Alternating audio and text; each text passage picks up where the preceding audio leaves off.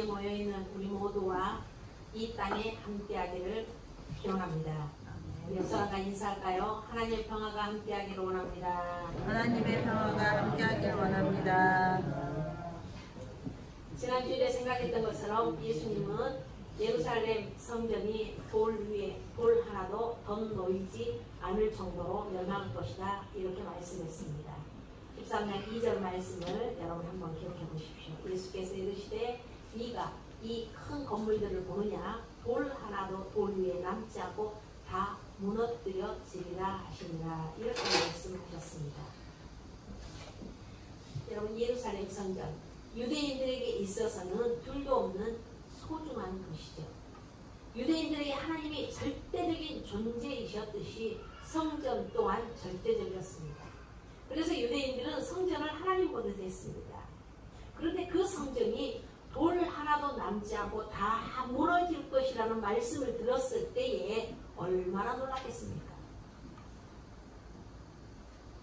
설마 그럴까? 라고 생각했지만 예수님이 늘 하시는 말씀은 언제나 그대로 이루어지는 것을 보면서 예수님이 하신 그 말씀, 돌 하나도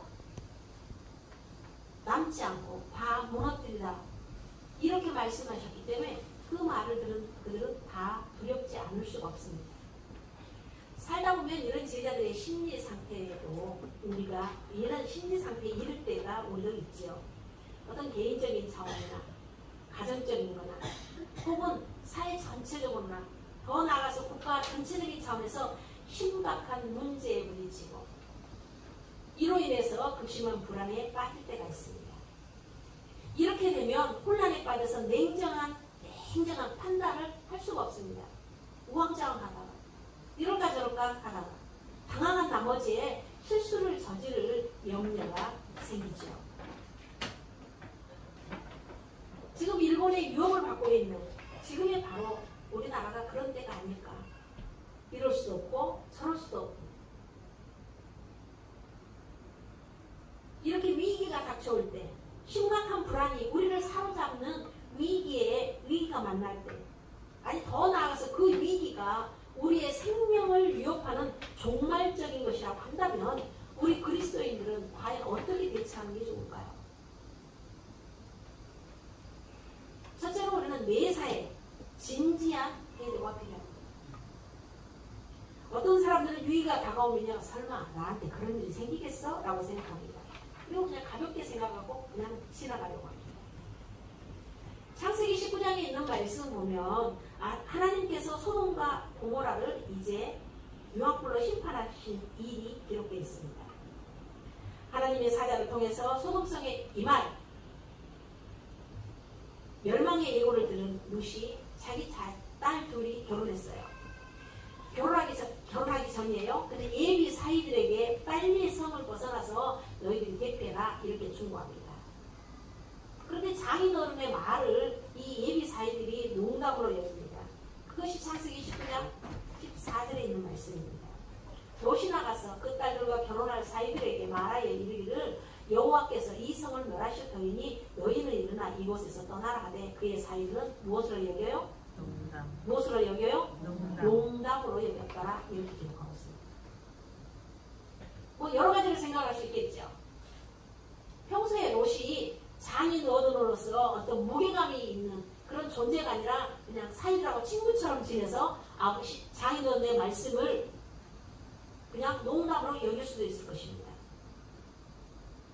그러나 이렇게 롯의 말을 농담으로 여기는 이 사이들의 태도는 그들이 평소에 얼마나 삶을 가볍게 생각하고 살았는가를 우리가 볼 수 있습니다. 오늘 본문에 우리가 읽은 마가복음 13장에 있는 말씀에 있는 제자들도 그렇습니다. 처음에 제자들은요, 예수님의 말씀의 심각성을 느끼지 못했을 것입니다. 근데 여러분 생각해보세요. 사람들이 언제 심각해질까요? 그건요, 어떤 벌어지는 상황이 자신의 일이 되었을 때 사람이 심각해집니다. 아무리 심각한 내용의 이야기를 할지라도요, 자기 자신과는 상관이 없다고 여기면요, 우리 사람들은 별로 심각성을 느끼지 못하는 일들이 많이 있습니다. 여보게, 홍콩에서 폭탄 테러가 있었대. 그리고 수십 명이 죽었대. 이렇게 말하면 그래? 어쩌다가 그럼 어떻게 된대? 이렇게 조금은 놀랄 것입니다. 그러나 잠시 후에는 그냥 어때요? 일상으로 돌아가서 웃고 떠들고 그냥 살아갑니다. 자기 자신의 일이 아니라고 여기기 때문에 자기 자신의 일이 아니고 자신의 일이 아니라고 여기기 때문이죠. 그런데 만약에 그 테러가 일어나는 그 홍콩의 그 현장에 내 자신의 자녀가 있다면 내 자녀가 있다고 한다면 그렇게 태어날 수 있는 어쩔까? 그러다가 왜 그렇대? 여러분 이렇게만 하고 말을까요? 아마 홍콩에 테러가 있다라고 하고 우리 자녀가 만약에 홍콩을 갔다 오면 자리에서 벌떡 일어날 것입니다. 할 수만 있다면 어떤 방법을 써서라도 당장이라도 홍콩으로 달려갈 것입니다.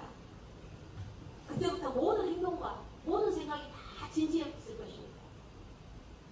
만약에 그 현장에 내 자녀가 있다면 어떻게 할 것인가? 여러분 그러면서 심각하게 진지해지겠죠. 그런데 지금 성전이 무너진다는 말씀이 처음에는 놀라움으로 다가왔을 거예요. 그런데 제자들이 지금 예수님과 함께 성전을 벗어나서 기드론 골짜기를 이렇게 통과해서 감람산 산까지 이렇게 걸어가면서 그들의 가슴에는 조금은 스며들었을 것입니다. 그리고 예수님께서 말씀하시는 그 성전에 돌 하나도 남겨지지 않고 다 무너뜨려질 것이다. 그 말씀의 의미가 무엇인가를 조금은 알게 된 거죠. 여러분 성전이 붕괴한다. 성전이 무너진다. 이것은 곧 예루살렘이 여러분 함락된다는 이야기입니다. 예루살렘이 함락된다는 것은 더 나아가서 유대가 자기들의 나라가 멸망한다는 뜻이죠. 그리고 이 유대의 멸망은 다른 나라의 사람의 일이 아니라 유대 백성들 중 하나의 자신들의 일입니다. 여러분 나라가 멸망하는 때 어떻게 내 자신만의 예외가 될 수 있습니까? 성전의 붕괴가요 남의 이야기가 아닌 자기 자신의 일임을 알게 되니까 제자들은 진지해질 수밖에 없는 것입니다. 눈앞의 상황에 대해서 진지해지니까 제자들이 뭔가는 대책을 세워야겠다.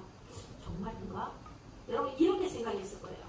그러니까 베드로와 안드레와 야고보와 요한이 예수님께 질문을 해요. 여러분 3절과 4절을 다시 한번 읽어보면 3절 시작. 예수께서 감람산에서 성전을 마주 대하여 앉으셨을 때 베드로와 야고보와 요한과 안드레가 조용히 묻되 우리에게 이르소서 어느 때에 이런 일이 있겠사오며 이 모든 일이 이루어지는 때에 무슨 징조가 있을 것이옵니까? 여기서 이거 보세요. 3절 앞으로 한 번만 넘겨보실래요? 보세요. 야고보와 요한과 안드레가 어떻게 물어요? 조용히 물어요. 예수님 진짜예요? 성전이 무너지네요? 진짜 그래요? 이게 아니에요. 이들이 심각해진 거야. 왜냐면 성전이 곧 돌 하나도 남기지 없이 다 무너지게 됐다고 이렇게 말씀하시니까 그러면 결국 예루살렘이 무너지면 우리 나라가 망하는 거 아니야? 나라가 망하면 결국 나도 망하는 거 아니야? 심각해진 거예요. 그렇게 제자들이 지금 예수님께 조용히 묻는 거예요. 지금 예루살렘 성전의 그 존귀하고 그 위험 있는 그것을 보고 바로 제자들이 놀랐어요. 그런데 예수님께서 무너질 것이라고 말씀하면서 감람산에서 더더 걸어오면서 생각하기 시작한 거예요. 제자들이. 아니 무너지다니 이게 무슨 말이야? 계속적으로 생각하는 거예요. 그래 이대로 있을 수가 없어. 도대체 예루살렘 성이 언제 무너질 것인지 또 그 일이 일어나기 전에 어떤 사전에 무슨 징조가 있는가를 알아봐야 돼. 제자들의 생각은. 그럼 미리 알면 피한다든가 어떤 방법을 여러분 대책을 세울 수 있는 거 아니겠습니까? 그게 제자들의 생각인 거예요. 여러분 지진이 일어나려고 하면요. 여러분 땅에 있는 짐승들이나 날개에 있는 것들이 여러분 막 먼저 도망간다고 하잖아요. 어떤 징조가 있다는 거죠. 여러분 우리 인생이라는 게 여러분 아무렇게나 내가 하고 싶은 대로 이렇게 할 수 있는 좋은 게임은 아닙니다. 삶이라는 것은요 하나님 앞에 진지하게 감당해야 할 큰 사명이죠. 삶을 이렇게 잘 감당하려면 우리는 눈앞의 상황을 잘 극복해야 됩니다. 눈앞에서 떨어지는 상황들은요 남의 이야기가 아니에요. 여러분 우리들의 이야기입니다.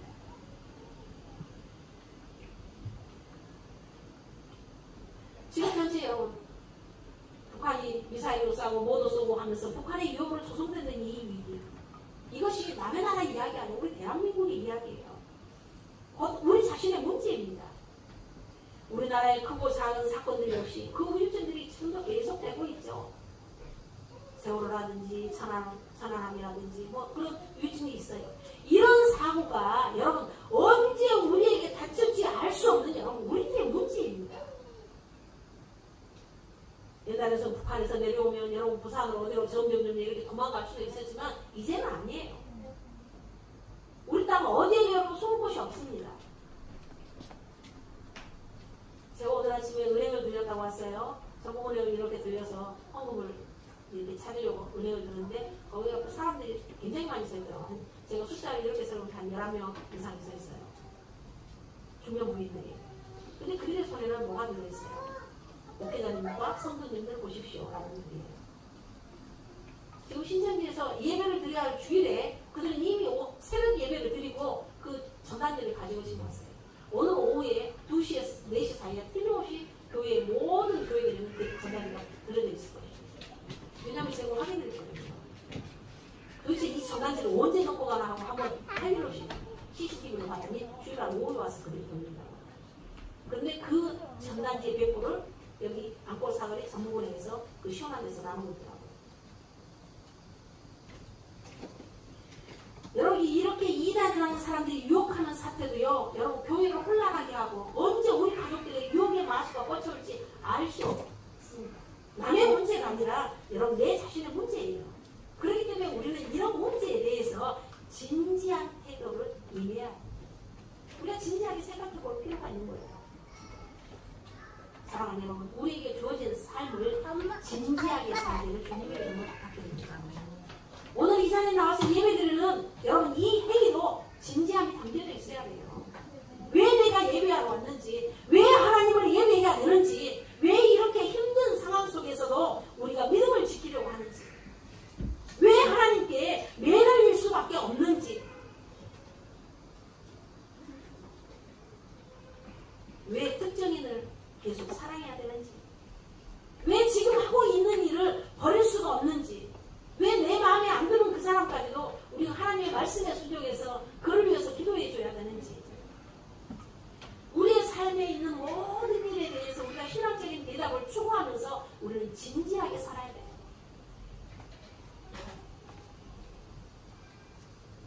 이렇게 진지한 사람은 누구나 다 미래에 대한 대책을 추구하려고 할 것입니다. 어떤 무명의 철학자가 이런 말을 했어요. 인생이란 끊임없이 주어지는 질문에 대하여 끊임없이 해답을 찾아가는 과정이다. 이런 말을 했습니다. 제가 이 글을 보고요. 수첩에다가 팍 써놨어요. 아, 설교 시간에 왠지 써먹어야지. 저는 책을 보면서 이렇게 한 구절씩을 잘 씁니다. 그래, 여러분 삶이라는 게 정답이 있어요? 없어요. 자녀를 키우는 일은 더 정답이 없어요. 해답지가 있어서 이럴 때는 이렇게 하면 좋은데 아무도 여러분 자녀를 키우면 우리 인생에서 여러분 해답지를 정답지를 주는 사람은 아무도 없습니다. 그렇기 때문에 여러분 우리는 진지하게 살아갈 수밖에 없는 거예요. 그래서 우리는 이렇게 진지하게 사는 사람은 미래에 대한 대책을 추구할 것입니다. 우리도 예외일 수 없죠. 그렇기 때문에 늘 이런 질문을 하면서 우리는 살아야 됩니다. 지금보다도 더 기력이 늙어 기력이 약해질 때 어떻게 할 것인가. 내가 수족이 쓸 수 없어서 내가 다리로 마음대로 움직일 수 없을 정도가 약해져서 교회에 나와서 예배 드리지 못하게 될 때에 어떻게 믿음을 유지할 수 있을 것인가. 어떻게 자녀들에게 이 소중한 믿음을 전해줄 수 있을 것인가. 사회가 점점 악해지고 악이 창궐해지는 이렇게 혼란해진다면 나는 어떻게 할 것인가. 사탄이 견디기 힘들 만큼 우리를 공격을 가해올 때 나는 어떻게 할 것인가. 한국교회가 이보다 더 어려운 처지에 떨어지게 된다면 나는 교회를 어떻게 지킬 것인가. 이런 질문을 해야 되고 그 질문에 대한 대답을 우리는 가져야 돼요. 하루하루 먹고 살기, 그 순간순간 살아가는 거 중요하지만 더 점진적으로 우리가 미래를 생각할 수 있다면 진지함을 가질 수밖에 없는 것이죠. 그러므로 여러분 우리 모두가 매사에 진지하게 살게 되기를 주님의 이름으로 부탁드립니다. 두 번째로요. 불안한 상황에 위기를 만날 때 여러분 어떻게 해야 되느냐? 사람들에게 휩쓸리지 않도록 여러분 조심해야 됩니다. 우리가 겪는 대부분의 위기는요, 사람들에게 의해서 조성되는 거예요. 상처도 사람에게 더 많이 받아요. 때로는 사람보다 무서운 것이 없습니다. 오늘 본문에 예수님께서도요, 사람에 대해서 여러 차례 언급하십니다. 여러분, 예수님 말씀에 등장하는 사람들의 모습을 한번 보십시오. 우선 미혹하는 사람이 있습니다.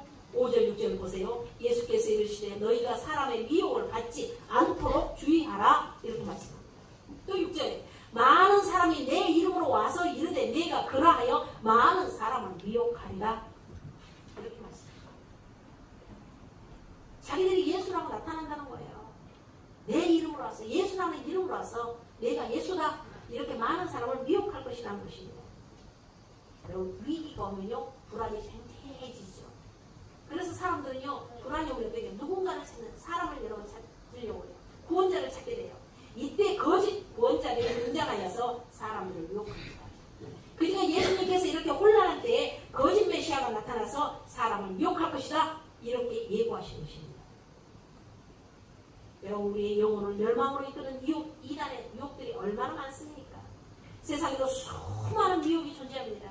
우리가 아는 것을 여러분 따르도록 여러분 유혹하고, 각종 매체들은요, 사지 않아도 될 물건들을 사도록 여러분 부축합니다.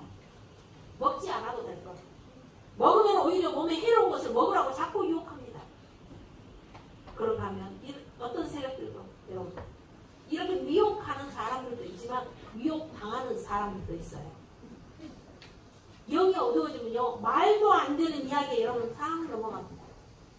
내가 왜 그러는가 몰라. 그때 왜 그 말이, 여러분 영이 어두워지니까 그래요. 어떤 경우에는요, 바로 핍박에 굴복하기도 합니다. 여러분, 미혹당하지 않으면 우리들이 어떻게 해야 되느냐? 미혹당하지 않으면요, 우리는 미혹하는 것들로부터 조금 떨어져야 할 필요가 있어요. 오늘 본문 3절에 있는 말씀 보세요. 예수께서 감람산에서 성전을 마주 대하여 앉으셨을 때에 베드로와 야고보와 요한과 안드레가 조용히 묻되 마주 대하여, 이렇게 되어 있습니다. 이것은 예수님의 일행이 지금 성전을 멀리서 지금 바라보고 있다는 의미죠. 밖에 나와서 이제 보고 있다는 이야기예요. 조금 전까지만 해도 예수님의 일행은 성전 안에가 있었어요. 그리고 감람산으로 그들은 지나왔어요. 그리고서 예루살렘 성을 지금 마주 대하여 보고 있습니다. 감람산에서 바라본 그 성전은 안에서 바라본 그 멋지고 존엄하고 위험 있는 그런 성전과는 다릅니다. 성전 안에서 느끼는 그 성전, 여러분 얼마나 웅장하고 아름다운 건물인데 제자들이 압도했어요. 그런데 멀리서 그 성을 바라보니까 그 성에 정말 그 웅장함에 놀란 성전으로 보이지 않고 예수님이 말씀한 것처럼 장차 멸망할 것이다, 이렇게 말씀하니까 그 성전이 웅장하고 아름답고 존엄 있는 그런 성전이 아니라 측은하고, 아, 멸망당하게 되겠구나라고 그렇게 보입니다. 그러니까 그렇게 거대하고 웅장한 성전이 멀리서 마주게 하니까 별 볼 일이 없는 거예요. 여러분, 미혹당하는 사람의 특징이 뭐냐면요, 미혹당하는 것들에게 가까이 있다는 것입니다. 너무 가까이 있어요. 심지어는 그 안에 들어가 있습니다. 이단에 빠지는 사람들도 마찬가지예요. 그들이 처음에는요, 가지 말라고 하니까 가지 말아야지, 의심도 합니다. 그래서 그래도 나는 괜찮을 거야, 한 발을 내딛어요. 한번 가봐요. 들어보니까 아닌 것 같아. 조금 더 가볼까? 나는 그렇게 미혹당하지 않을 거야 라고 생각합니다. 그런데 여러분, 밖에서 봤을 때하고 안으로 들어가면 그대로 완전히 미혹되는 것이에요. 이단에 빠진 데가 가까이 있으면요, 자신도 모르게 오염됩니다. 그렇기 때문에 여러분, 우리는 모든 미혹한 것들로부터 여러분 멀리 떨어져 있어야 돼요. 무엇이든 여러분 가까이 하지 말아야 됩니다. 제 말이 아니에요. 시편 1편 1절에 그렇게 말씀하시잖아요. 복 있는 사람은 악인의 꾀를 따르지 아니하고 죄인의 길에 서지 아니하고 오만한 자리에 앉지 아니하고, 한마디로 가까이 있지 않는다는 얘기예요. 복 있는 사람. 왜냐하면 악인들하고 가까이 있으면 악인들의 꾀에 따라갈 수밖에 없어요. 죄인들하고 가까이 있으면요, 죄인들의 길에 설 수밖에 없어요. 오만한 자들과 가까이 있으면요, 그들과 똑같이 여러분 예배를 맞추기 위해서 그 수밖에 없다는 것이죠. 그러면 여러분, 우리 모두가 어떠한 상황 속에 이기려고 한다면 가까이 하지 말기를 주님의 이름으로 부탁드립니다. 마지막으로 여러분, 우리에게 핍박이 있을 때 우리는 어떻게 해야 될 것인가? 위기를 만났을까? 세 번째는 우리는 끝까지 성령 하나님만을 의지해야 합니다. 미혹자들은 마지막에는 핍박자로 돌변합니다. 그래서 사람들을 핍박하게 이르러요. 여러분, 오늘 본문 9절 상반절에 있는 말씀도 보십시오. 너희는 스스로 조심하라. 사람들이 너희를 공회에 넘겨주겠고 너희를 회당에서 매질하겠습니다. 아니, 처음에는 미혹할 때는 굉장히 친절하고 정말 잘해주고 영원히 간이라도 빼줄 것처럼 했는데 결국은 이들이 미혹하고 나서 그들이 그 안으로 들어오면 결국 핍박자가 된다는 거예요. 너희들이 그렇게 해서 구원받았으니까 너희들은 나가서 그 일을 해야 되지 않겠냐. 그렇지 않으면 하나님께서 너희들에게 벌을 줄 것이다. 여러분, 맞는 말처럼 들리죠. 어때요? 하나님이 여러분, 너희들이 은혜를 받았으니 은혜를 갚아라. 그렇지 않으면 너희들을 공회에 넘겨주겠다. 그렇게 말씀하시나요? 그렇게 말씀하지 않습니다. 여러분, 우리들이 그걸 분별할 수 있어야 돼요. 처음에 미혹하는 자들이 미혹했다가 나중에는 핍박자가 된다는 거예요. 너희들이 하나님의 은혜 갚지 못하면 너희들이 심판대에 설 것이고 영원히 멸망의 길을 갈 수밖에 없다. 이렇게 여러분, 미혹자들은 핍박자로 변한다는 말씀인 것입니다. 여러분, 이것만이 아니에요. 12절에 있는 말씀도 보십시오. 형제가 형제를, 아버지가 자식을 죽는 데에 내주며 자식들이 부모를 대적하여 죽게 하리라. 여러분, 이 말씀을 잘 보십시오. 이날에 빠진 사람들은요, 형제로 보니 부모로 여러분 거역합니다. 이들 역시도 처음부터 핍박자로 태어난 것은 아닙니다. 그런데 이들은 잘못된 가르침과 이념에 미혹됩니다. 그래서 다른 사람들을 미혹합니다. 또 자기가 미혹당하면 자기로 끝나야 되는데 다른 사람을 미혹합니다. 나중에는 다른 사람들을 핍박하는 악한 사람이 된다는 것입니다. 여러분, 악한 흐름에 깊이 빠지면요, 형제도 부모도 자식도 알아보지 못합니다. 그래서 오늘 보여요. 이렇게 말씀해요. 인륜적인 도덕도 깨뜨리면서 악을 자행한다는 거예요. 어쩌면 지금 일본이 보이는 이런 폭력적인 위험이 바로 그것이지 않을까 생각합니다. 앞에서는 그렇게 선한 척, 친절한 척, 그렇게 하면서도 그 뒤를 알 수 없는, 여러분, 얼마나 우리에게 여러분 산업적인 것을 주고자 이러고 그들이 있었습니다. 근데 결국은 핍박하는 자, 변하는 그들의 모습과 다를 바가 없는 것입니다. 그렇기 때문에 여러분, 우리의 삶에서 이런 어려운 일을 만날 때에 우리는 성령 하나님을 바라보아야 됩니다. 오늘 11절 말씀에서 그렇게 말씀합니다. 읽겠습니다. 시작. 사람들이 너희들을 끌어다가 넘겨줄 때 무슨 말을 할까 미리 염려하지 말고 무엇이든지 그때 너희에게 주시는 그 말을 하라. 말하는 일은 너희가 아니요 성령이시리라. 아멘. 혼란과 유기 속에서 우리를 끝까지 지켜주실 분은 오직 하나님의 여기신 성령님이시다. 이걸 말씀하고 있는 것입니다.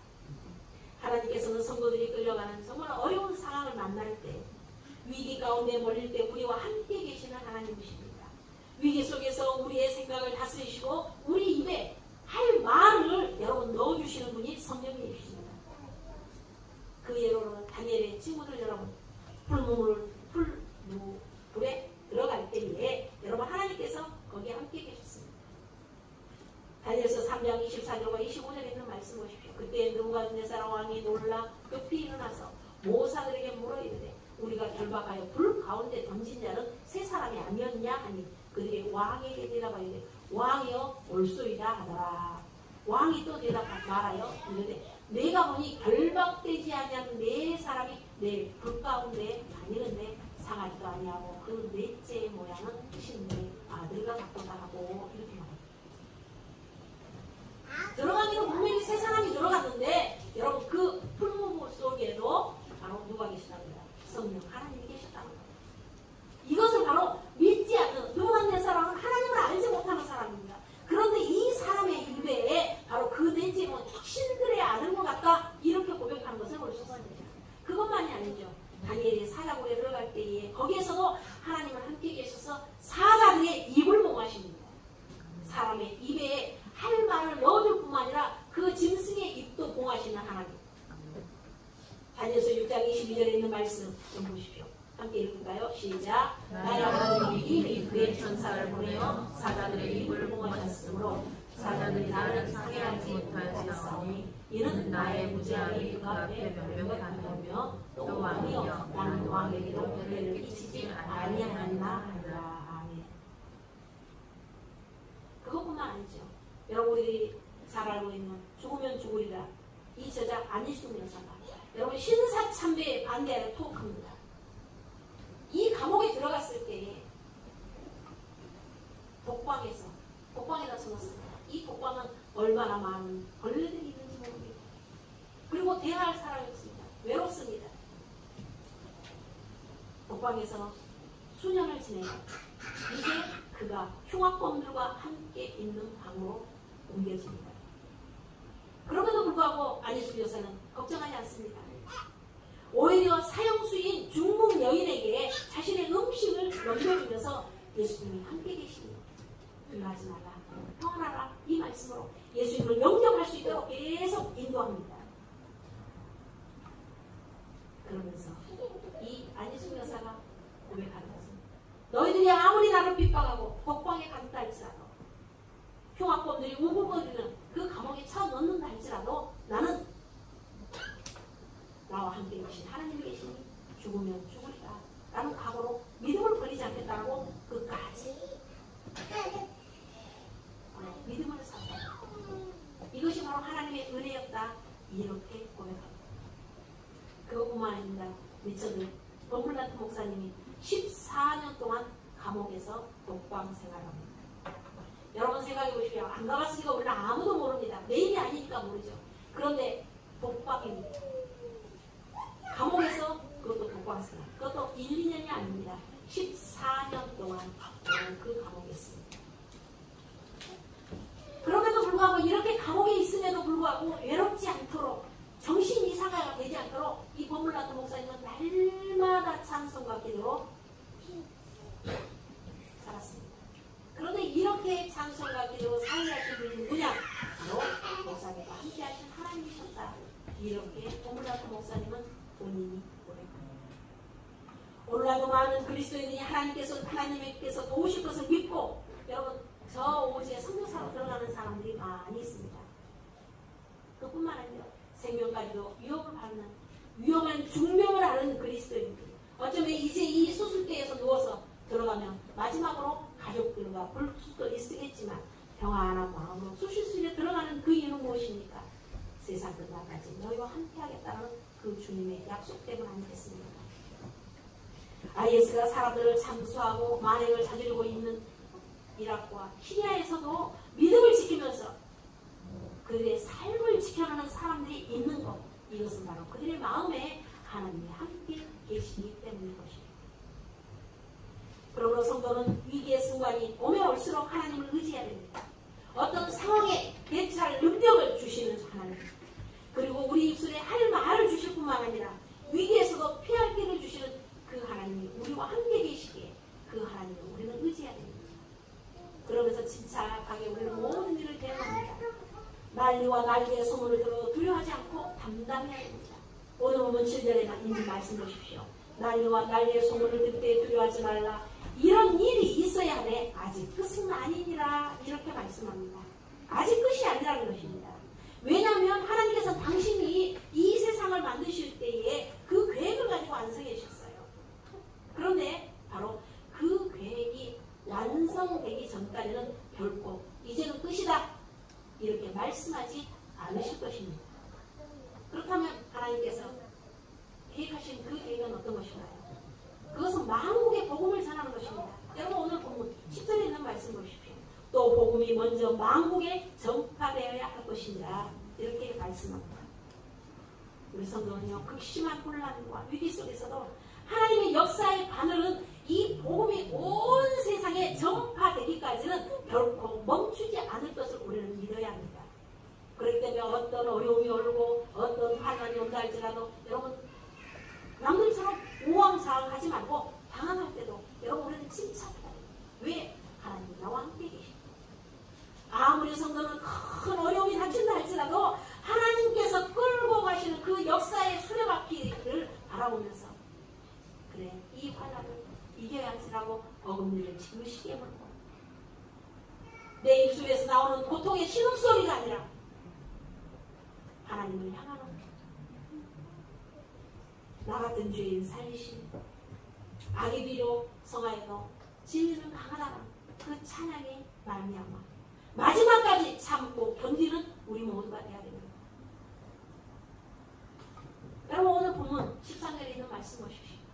또 너희가 내 이름을 말미암아 모든 사람에게 미움을 받을 것이나 여러분 읽으십시오. 시작.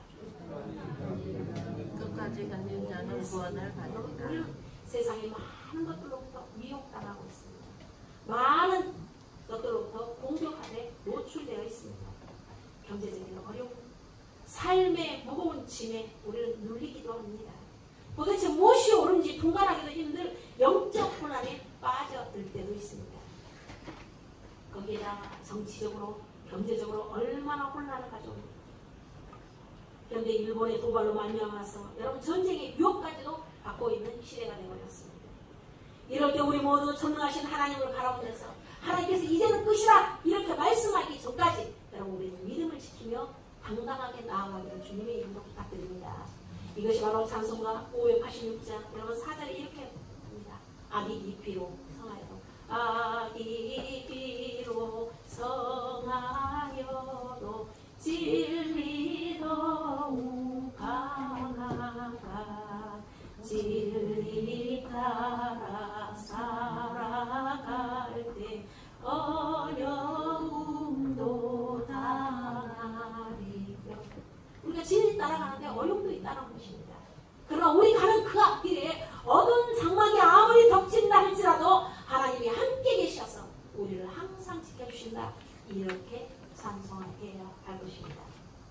사랑하는 우리 모두에게 바로 세상이 아무리 힘들고 어렵고 갈라가 근심에 걱정했다 할지라도 하나님이 나와 함께 계시기에 우리 모두에게 평안과 승리가 있음을 믿고 확신하게 주님의 이름으로 축원합니다. 아멘. 사랑의 아버지 하나님 감사합니다. 악이 비록 성할지라도 믿는 우리들은 결코 우리의 삶을 진지하게 살아갈 수 있도록 도와주시옵소서. 아멘. 무엇보다도 하나님만을 바라볼 수 있도록 도와주시기 원합니다.